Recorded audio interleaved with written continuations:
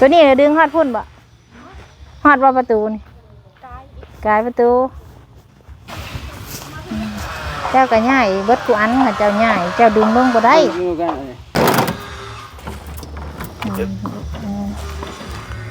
บอลนั่นนะฮะเป็นรถตู้เปล่าร ถตู้แต่ว่าเพิ่นหันเป็นผู้ชายใส่หมวกสีดำใส่อีโมงสีดำเป็นหน้าเป็นตาโอ้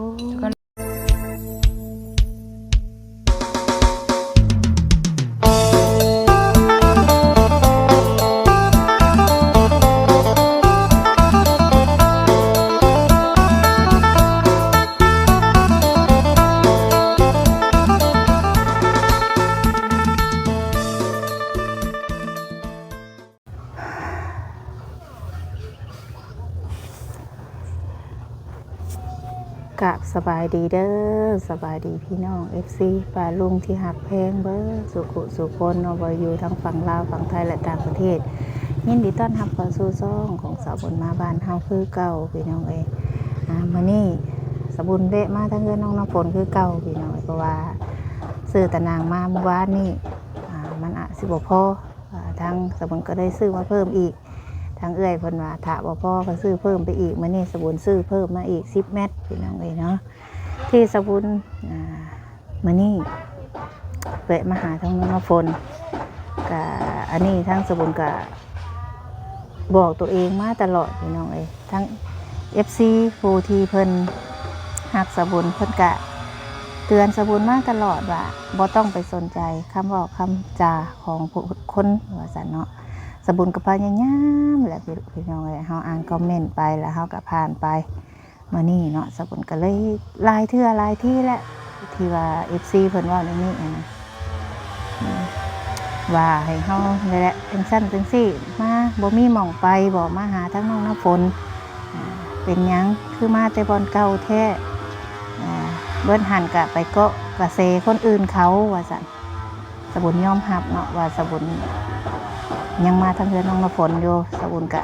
ไปเรื่อยๆไปตามกะเซคือทางเพิ่นว่าแหละแม่นพี่น้องเอ้ย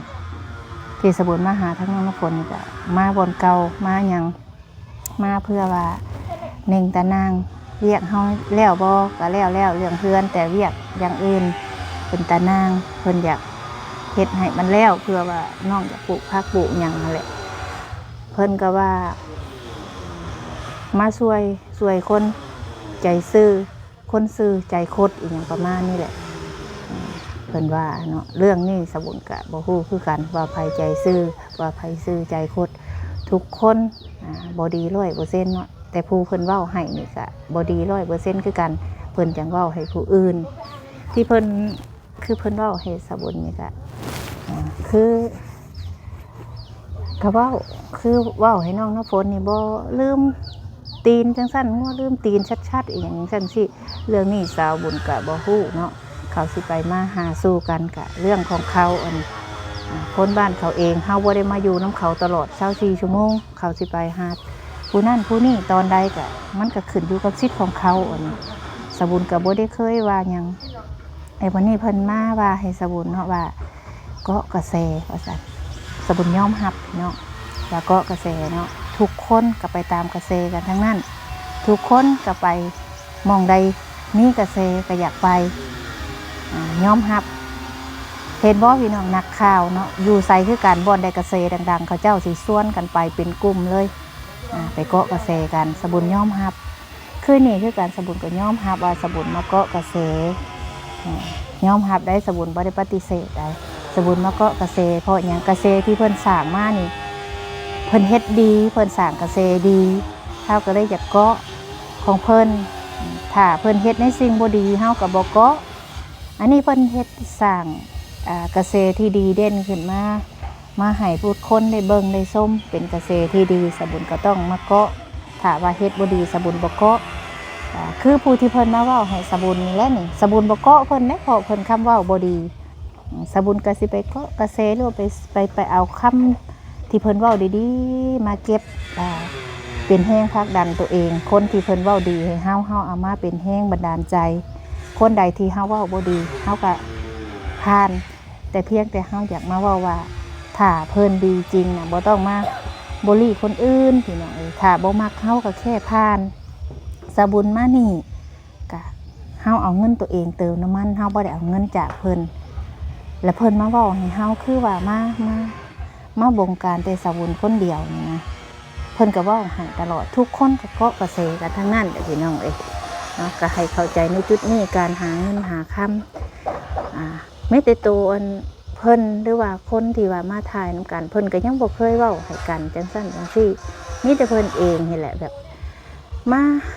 ว่าให้สบุญตลอดมาเขียนมาสร้างให้สบุญหยังสบุญกับวิวก็บ่ได้ขึ้นหลักพันวิวของสบุญก็ยังยากสบุญก็ไปตามเงินสบุญก็บ่ได้ดวงหลายมากมายเพิ่นก็ยังมาว่าให้เฮาก็ว่าเซจังซั่นจังซี่สบุญก็ขอบอกไว้เลยว่าถ้ากะเซได้ละถ้าเพิ่นสร้างบ่ดีถ้ามาเฮ็ดบ่ดีในนี่สบุญก็บ่เกาะอันนี้ก็เพิ่นเฮ็ดดีสบุญก็ต้องเกาะอีกอย่างมีกะเสผู้รักผู้ใหญ่เพิ่นเห็นเพิ่นก็ช่วยเพิ่นว่ามีแต่คนโง่แหละที่เบิ่งบ่ออกอีหยังนี่นะแบบเฮามาซอยคล้ายๆเพิ่นว่าเฮานี่คือน้องน้ำฝนนี่ซื่อแต่ใจโคตรสินะจะคือเพิ่นเป็นผู้จ้าเรื่องนี้นะสบุญบ่ฮู้ว่าซื่อโคตรหรืออีหยังนี่กะที่สบุญฮู้คือหยังผู้รักผู้ใหญ่เพิ่นจุดประสงค์ของเพิ่นอยากช่วยซึ่งผู้ทุกข์กว่านี้ก็มีเฮ็ดจังไดเพิ่นจุดประสงค์ของเพิ่นพอใจกับครอบครัวของผู้นี้นะอันนี้ก็เงินในถุงของเพิ่นเฮาก็บ่ต้องไปเว้าก้าวไกลถึงเพิ่นบ่ได้ไปเอาเงินของเจ้ามาเฮ็ดให้นะถ้าบ่ว่าบ่มักสบุญก็ผ่านบ่ต้องมาเว้าจังซั่นจังซี่ดอกเนาะสบุญก็ขอบใจที่เพิ่นเข้ามาเบิ่งมาชมสบุญขอบใจทุกคนทุกกำลังใจที่เพิ่นมาเว้าดีให้สบุญก็สิเก็บเอาคำเว้าดีๆไปเป็นแรงบันดาลใจตัวเองไปสู่ต่อสบุญฮู้อยู่ว่าอีหยังเป็นอีหยังถ้าว่าเฮาก็ใหญ่แล้วเฒ่าเลยเนาะเว้าซี่ซะสบุญใส่คำนี้เลยเฒ่ากันเบิดแล้วสบุญเครียดบ่เพิ่นว่าสิบ่เครียดเพียงแต่อยากเว้าให้ฮู้ว่าเป็นหยังสบุญบ่ได้ไปเฮ็ดหยังให้เพิ่นจังมักมาเว้าให้เฮาบ่พอใจให้เฮาทั้งที่สบุญบ่ได้เคยไปก้าวไกลผู้ใดบ่ได้ไปเบียดเบียนผู้ใดบ่ได้ไปเว้าเสียดสีผู้ใดสบุญมาก็มาตามเรียกตามงานตัวเองแล้วก็บ่ได้ไปเคยไปเว้าพาดพิงผู้นั่นผู้นี่สบุญก็มาตามภาษาของสบุญเนาะสบุญขอบใจ FC ที่เข้าใจสบุญแล้วก็ให้กำลังใจสบุญแล้วก็ขอบคุณทางผู้ใหญ่ทุกคนที่ไว้วางใจบ่ว่าที่ผ่านมาหรือว่าปัจจุบันนี้สบุญขอบใจเนาะที่เข้ามาเบิ่งแล้วก็ให้กำลังใจนะสบุญก็ขอว่าสักนี่แหละขอมาขอบใจทั้งเอื้อยทั้งอ้ายที่ไว้วางใจมันนี่ก็ซี่ตานางมาเพิ่มอีกช่วงนี้ก็เดดฮอนเดดพี่น้องเนาะฮอนเดดเนี่ยจักหน่อยสบุญก็ยังมาเนี่ยอยู่มานิ่งหัวนิ่งยังให้แล้วสบุญก็พยายามอยู่พี่น้องเลยเนาะขอโทษขออภัยเด้อถ้าว่าในสิ่งนี้บ่ดีหรือว่าผิดพลาดการใดขอโทษขออภัย FC ทุกคน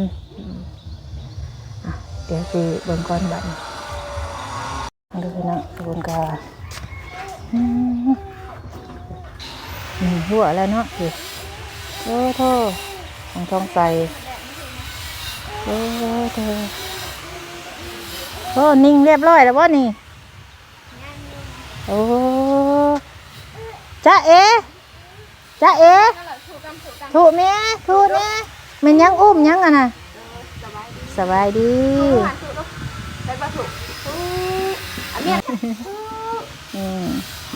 มีตู้ไปใช้มีตู้ไปเฮือนดองโอ้ไปพุ่นไปส่งเราแล้วไปแล้วยางไปกับอันนั้นเราสิไปเฮือนดีเลยโอ้ยางไปกับหมู่บ่แล้วอยู่นี่เรียบร้อยเหลือแต่พ่อนวงไปพ่อนวงเนี่ยคืนนี่ไม่ตู้ทักสายได้ไปพ่อนอยู่บ่ไปอยู่แบบเบิ้งก็มาไม่ตู้ไปพ่อนจนแจ้งไปแล้วบ่อันนี้ให้ต่อแล้วมันเพิ่นได้ตอกซ้ำพยายามทั้งลุ่มอย่าให้มันเคินหลายจะได้ผัดหมูม้าหมุนเข้าได้แล้วหาแนวมาใส่เด้อทั้งลุ่มมันทั้งนั้นได้ตอกแล้วบ่ก็ละบ้านนี้ยังได้ปานใดมันบ่ถึงนะ ยัง8 เมตรลูกแทกเพราะว่าลองดึงตะนางไปหันแล้วก็เอาเม็ดมาแทกเบิ่งตะหันมาบ่ที่ว่าบ่ถึง8 เมตรยังเอาพี่ดูมันเมื่อเอาพี่ดูท้องใสโอ้อันนี้นะอันนั้นไว้ซื้อโดยแบบดึงยังฮู้ว่ามันยังเรือเท่าไรบ่เลยดึงเบิ่งเฮ็ดประตูเป็นอยู่บ่ท้องใสเฮ็ดประตูแบบมันมีตะนางได้แบบหนีบอัดเข้าหาเป็นอยู่บ่กะได้บ่เอาตะนางได้คันได้เลยเฮ็ดรถเด้อแนวใดมันสิเฮ็ดหัวเฮาแล้วเฮ้ยคือนี่หมวกน่ะสิเฮ็ดหัวเฮ็ดแค่ก็ได้บ่มักบ่มันห่มติดีคือกันโอ้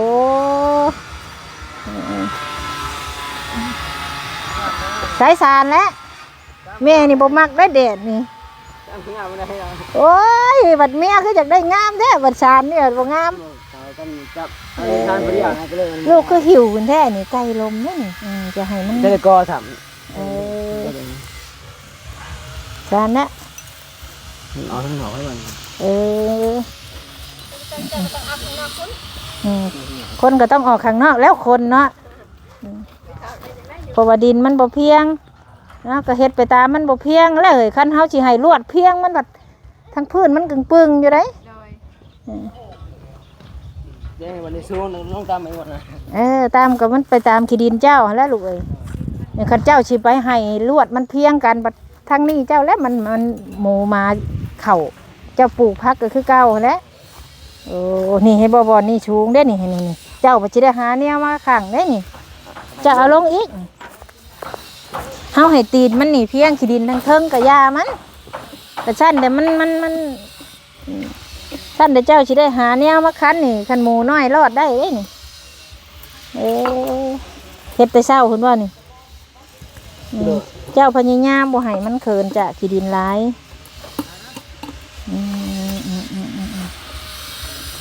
นี่หัว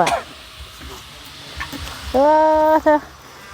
คักแล้วนี่ปลูกผักหลายๆเด้อหินเด้อปลูกผักหลายๆเด้อนางเด้อ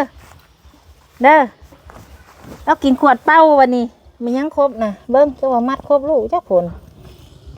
กินข้าวแล้วบ่ฮะกินแล้วข้าวนะไปเอาเครื่องให้กินขวดเป้า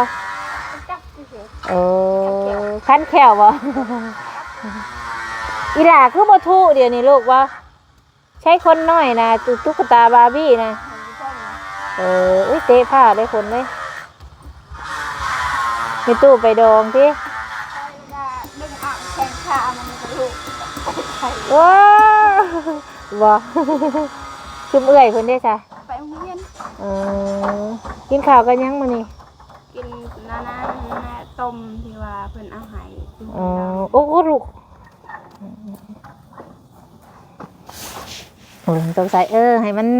สีต่ำๆลงเห็ดเอาชื่อเพิ่นชื่อให้แหละชูงตึงยึงข้างใน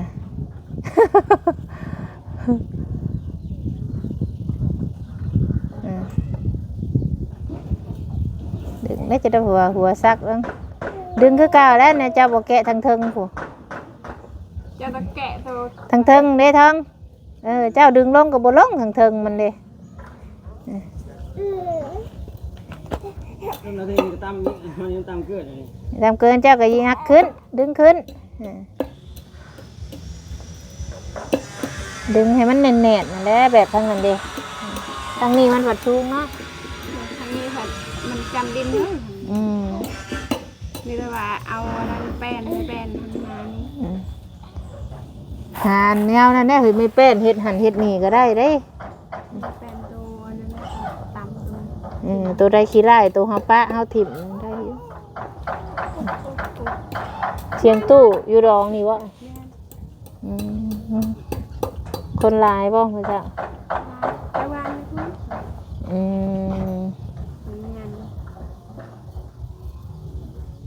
เคินได้วังเจ้าต้องใจเลย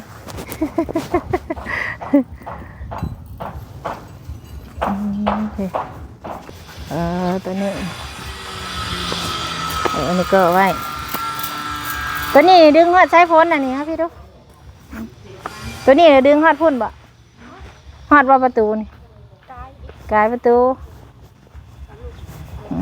กายบอลเฮาแท่งฮอดพี่แล้วว่าเมื่อวานนี่บ่ ประมาณมึงนี่แหละ ฮอดนี่บ่ ประมาณนี่แหละ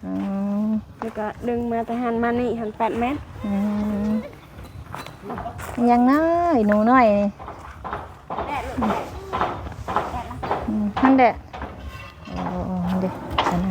วันนี้พอดีแล้วเฮ็ดประตูเป็นช่องพับเอ้าไขด้วยเฮ็ด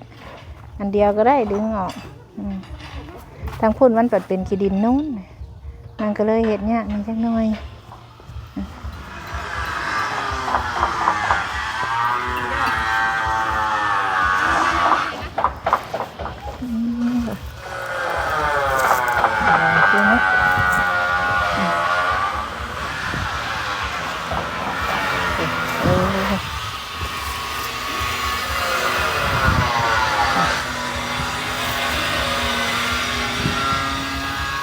เฮ็ดผู้เดียวบ่นี่เจ้านี่เก่งได้นะดึงผู้เดียวก็ได้เห็นดิเอ้ยเห็นดิงามเลย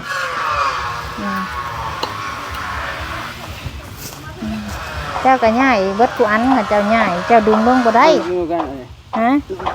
ดึงกันอะไรดึงอะไร ดึงลงมันจังได้ฉันแหละดึงจำจะดึงบ่แม่นนังกระติ้วบ่มักใช้หมวกสิบ่เฮ็ดให้เฮ็ดหน้าล่ะบ่ดำหน้าก็แบบนี้บ่โอ้ตายบ่ไหวแบบตั้งบ่ใช่บ่หรือว่าอึดอัดบ่ใช่ใช่เลยอึดอัดยอมได้แม่นคันเฮ็ดเวียกบ่ใช่หมวกใช่หยังหาเฮ็ดบ่คักเลยเด้บัดนี้นี่จองลงมาได้สิลงคือว่ามันซ้ำกันบัดมาต่อกันคือว่าตัวนี้ต่ำกว่าบ่ทองเจ้าดึงฮีโพดมันคือตามกฎการปกติมันช้ำกันโอแมนวะดึงในตัวมันคอยไปเสมอกันได้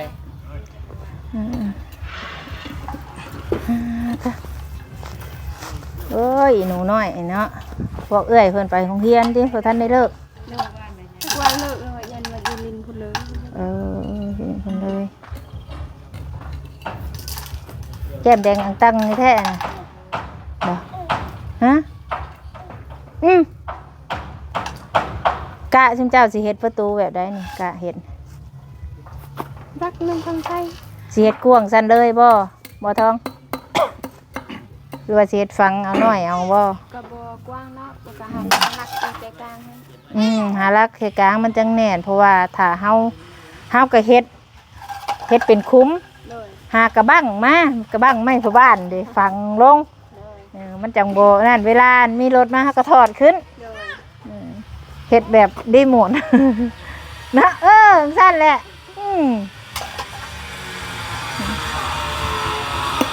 แกะสั้นใส่หมวกอึดอัดเรา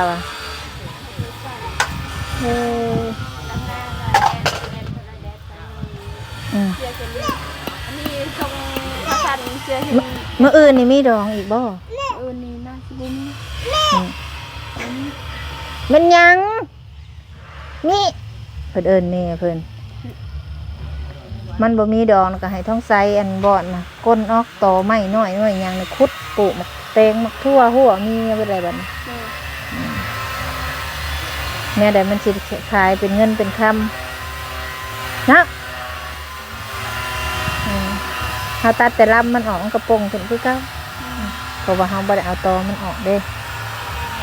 ปลูกทางพุ่นแต่โมงสิแล้วล่ะเนาะเรือเท่าทั้งนี้บ่ขยายเรือเท่านั้นติอันนี้ก็ได้มันบ่คือโมงเฮือนเด้เนาะกระเบื้องแล้วมันยังลบอีกเด้นี่พอตู้ว่าขึ้นคือพอตู้พ่อพอตู้นี่แสดงว่าเราก็เป็นเคยเฮ็ดเฮือนมาก่อนนี่บ่บ่เคยได้แต่ว่าเราเฮ็ดมือแบบจับมือเราเบาเนาะเราเบาตีนเบามือแล้ว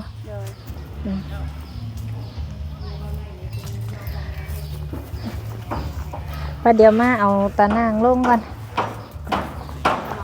ท้องใสมาเอาตานางลงก็ทั้ง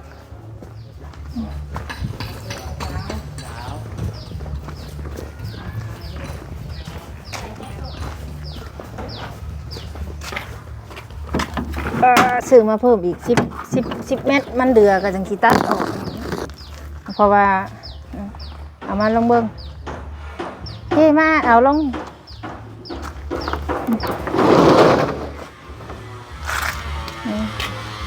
เอาลงไว้นี่ก่อนไว้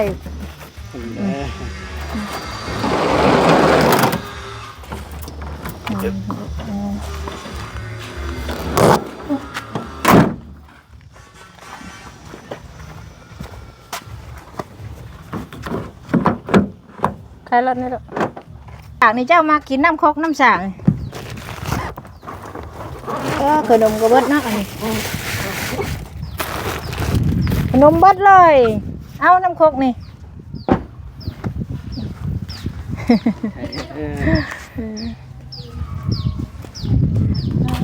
พี่น้องกันมาเนี่ยกันพี่มานั่งอยู่เตียงพี่นั่งนะพี่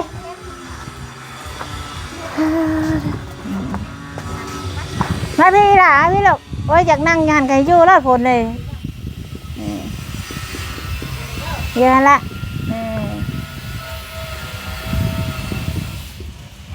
น้ำข้นนะก็เสียงตู้ดังฮึมพี่น้องเพิ่นแบบว่าเพิ่นเล่นสงกรานต์นี่คือสีเสียงเช่นนั้นแน่นอนคนนี่พี่มานั่งพี่ลูกล่ะมานั่งพี่ไปไม่นี่ดื้อแล้วไม่คือบ่ทุเนาะทุกันไว้ทุกันทุปลาลุงแล้วลูกคือบ่คือตะกี้อ่ะฮะมันเดี๋ยวนี้หันจับอีหยังก็ดึกทิ่มจับอีหยังก็ดึกทิ่มเริ่มเอาใจยากแล้วเนาะตีรถคนขี้ดื้อนี่มาพี่สิตีนี่มาพี่นะเป็นยังลูกขี่รถบ่ไปสิพาไปขี่ไปมั้ยมาพี่สิพาขี่มาพี่ไปชื่อขนมไปเจ้ากินข้าวบ่ดีจ้ะกินแต่ว่ามันบ่สิน่ะอย่าแบบบ่ได้ดังใจก็ทิ่มโอ้เริ่มแน่เริ่มนิสัยเปลี่ยนแน่วันนี้ไม่หยังหรอกทางนี้นี่ทูทางนี้ทุไปปิ้นในพุ่นทุอ่ะพี่พี่มั้ยเบิดเอาขนมน้ำรสเฮามีแต่บักเฒ่ากินมีแต่บักอ้ายกินขนมน้ำรสแม่เรามีขนมยังมาพี่มาทูไว้เฮ็ดไปปลูกใบเด้อบัดนี้เด้อหามาปลูกมันหยังก็ได้หัวมันอ้อมเบิดแล้วมีแต่หมึกโม่แล้วบ่ยังให้กินหมึกโม่เด็กน้อยนี่ให้เพิ่นเล่นนะมีแต่ให้ท้องใสเฮ็ดประตูเนี่ยดำสิอภวาตานางมันพอดีประตูเบิดเลยเด้โหเลยเฮ็ดพอประตูนี่มันพอดีเบิดเลยเมื่อยก็พักก่อนเด้อท้องเด้อไปซอยดองเพิ่นดิแขกคนมาหลายอยู่บ่หลายเพิ่นก็หลายแต่วันนี้เพิ่นหลายตัวก็ไปประมาณ 6:00 นนี่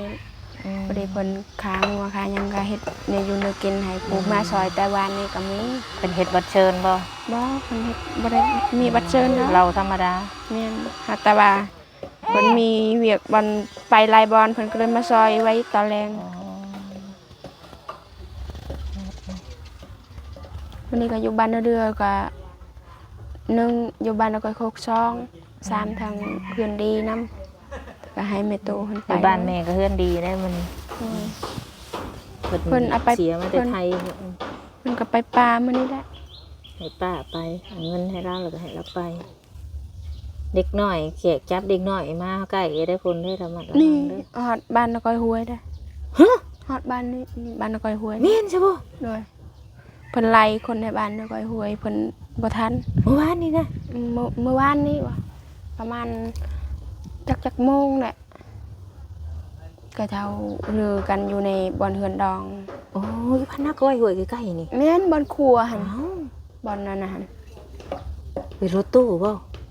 รถตู้แต่ว่าเพิ่นหันเป็นผู้ชายใส่หมวกสีดำใส่อีโมงสีดำเป็นหน้าเป็นตา โอ้ ก็เลาะป่าถ้าป่าไล่เด็กน้อยคนบันนกอยโคกเพิ่นย่างเข้มทางบ่ ว่า ทัน นี่หั่นเด้ บ่ทันเขาเพราะว่าเด็กน้อยเขาแล่นไวแน่ถ้าว่านั่นหั่นแล้วก็มีอีกอย่างมีคนเห็นแน่เพิ่นก็ป๊อบเท่านั้นเลย เพิ่นบ่ได้แจ้งบ้านแจ้งหยังบ่ ก็น่าชี้แจงนะเพิ่นจังเว้าหั่นบอกว่าเพิ่นบอกในบ้านในว่าให้ระมัดระวังเพิ่นว่า อืมอ่า ในหอนนี้แล้ว เบิ่งเด้อลูกเต้าหำเฮียนเลิกเลยขึ้นมาโลด โดย อ้ายช่างว่าเด้อเขาหาที่แรกเขาจะเข้ามาบ้านนอกบ้านนาเฮาแบบนี้เด้อ แบบคนจีนก็เพิ่นเฮ็ดคือไปขายไปโฮมหรือไปขายหยังสักอย่างนี่แหละ อืม บางทีก็ถ้าไว้เห็นคนถอกคนเฒ่าอยู่เข้มถอกเข้มทางก็เฮ็ดคือกติเอาน้ำเอาหยังให้จังซี่ อืม อันนี้เพิ่นว่าเพิ่นกักอยู่รถจักอยู่ไสรถตู้แล้วก็มีแต่ขนมอยู่ในรถตู้หอนหลาย แต่บ่ทันคน บ่ทันคนแต่มีแต่ขนมแบบเพิ่นยังยั่วเด็กน้อยให้แหละ โอ้ ขนมอยู่ในรถ ผู้ลาง ตู้ คนก็เอากระตุ้นมาหนวดเล็กน้อย โดย อ้ายเป็นประตูที่ไปนี่ ฮอดนี้แล้ว ว่าเท่ เมื่อวานนี้หลายคนบ้านนครโคกนั่นแหละ2คนผู้ชายเพิ่นมันแลน ไรอะเด็กน้อยผู้ชาย แม่น2คนเพิ่นก็ย่างเข้มทางธรรมดาเฮานี่แหละแบบเฮาย่างไปหันไปนี่แหละก็บ่รู้จักซะว่าจอดรถปุ๊บมันก็อยากไล่เพิ่นก็ป๊อบ อืม เห็นเพิ่นบอกมื้อเช้านี้ว่าฮอดนี้แล้ว มื้ มื้ อ อ นั้ นั้น น นี่ แม่นมื้อนั้นยังฮอดก็ฮอดบ้านเพิ่งเฮงมื้อนั้นหั่นแต่ก็มื้อนี้ได้ยินข่าวว่ามาฮอดบ้านนกอยห้วยแหละ เหรอ แต่เป็นผู้ชายใส่อีโมงสีดำปิดหน้าปิดตาหมด สั่งว่าเนาะเฮาก็มีแต่ระมัดระวังเอาไว้บัดนี้ เลย ในจังใดก็ได้ จนบ่ได้ไปใส่เด็กน้อยอยู่แต่ในบ้านบ่กล้าไปทางใด อย่าให้เขาออกไปได้ในตู้ได้แห่งย่างไว้ผู้เดียวจ้ะ หลายคนเพิ่น โอ้ ไป ใครอยู่จ้ะ เลยเพิ่นไปอ่ะ7-8 คนพุ่นแหละ เดี๋ยวว่าผู้เดียวนะ บ่สิถามเพิ่นอยู่แล้วมื้อเช้านี้ว่าคันว่านั้นสิขี่รถไปส่งเพิ่นว่าโอ้ยย่างไปหลายคน เบิ่งเด้อขี่รถไปผู้หนึงผู้เดียวเขาลัดตีเลยเอารถได้ โดย ระวังที่ชุดอย่าไปจอดอย่าพอบ่ให้จอดนำทางหุกหยังเห็นคนล้มเพิ่นหยังอยู่ต้องบอกผู้อื่นนะเบิ่งน้ำไปจอดผู้เดียวหันเขาตีเฮาเขาเอารถไป โดย นั่นแหละเพิ่นจังว่าขี่รถไปป่าระวังที่ชุดเพิ่นจังบ่อยากให้ขี่รถไปป่าเฮาไปผู้เดียวเลยทั้งเทื่อเขารับเขาเฮ็ดอันเอาไม้ทิ่มใส่ทางไม้ทิ่มใส่ทางเลยเจ้าก็ลงเอาไม้ออกบัดนี้ โดย แต่แม่ก็ยังขี่รถใหญ่ก็เห็นอันเขาออกข่าวเมื่อนั้นนะเราผู้ยิ่งไปผู้เดียว เราจอดไปทุบแวนรถเรา โดย ข่าวเมื่อนั้นก็จังว่าระวังภัยแง่อันตรายน้องเลยก็ตะปิตาญาติอยู่เนาะ แต่ว่าจนหลายเพิ่นเอาหันเพิ่นสิเอาแต่เด็กน้อย อืม เห็นว่าข่าวใส่มีแต่เด็กน้ กั อบ ย เด็กน้อยวัยรุ่นนี่ประมาณ แม่ 11-12 ปี แม่ 13 ปีนี่ผู้เฒ่าเพิ่นก็บ่ค่อยเอาดอก แม่น ผู้เฒ่าก็บ่เพิ่นก็บ่เอาเพิ่นก็สิเอาประมาณ30นี่เพิ่นก็เอาได้ได้เป็นผู้สาวยังงามเพิ่นก็จับไปคือ โด กัน ย จังใดก็ระมัดระวังเอามื้อนี้ซื้อตะนางมาเพิ่มเนาะทางอันแม่น้อยเพิ่นอยากให้อันมันทั่วมันถึงแหละเจ้าปลูกหั่นปลูกนี่มันจะสะดวกสบาย โดย ปลูกเอาบัดนี้เฮ็ดหัวให้แล้วว่าสิมามีแต่หัวชื่อว่ามีได้มีมาจอบอีกมันมีแต่กกเป้าขึ้นก็โอ้ยมันหัวกกเป้าอันนี้เด้อแม่ โดย กกไม้มันน้อยแบบน่ะเฮาซับออกโลดโตมันเฮาปลูกหยังก็ได้เดี๋ยวค่อยเฮ็ดค่อยไปเอาเนาะ โดย ฉันจบคลิปนี้ก่อนพี่น้องเดี๋ยวจังต่อกันคลิปหน้าเนาะ โดย โดยสบาย โดย ดี สบายดี กันกันเนาะมาคลิปนี้ก็ขอบใจเด้อทางเอ้ยน้อยเนาะที่ซื้อตะนางมาเพิ่มให้นี่แหละขอบใจหลายๆให้อยู่ดีมีแห้งสุขภาพเข้มแข็งต่อกันคลิปหน้าพี่น้องเอ้ยสำบายดี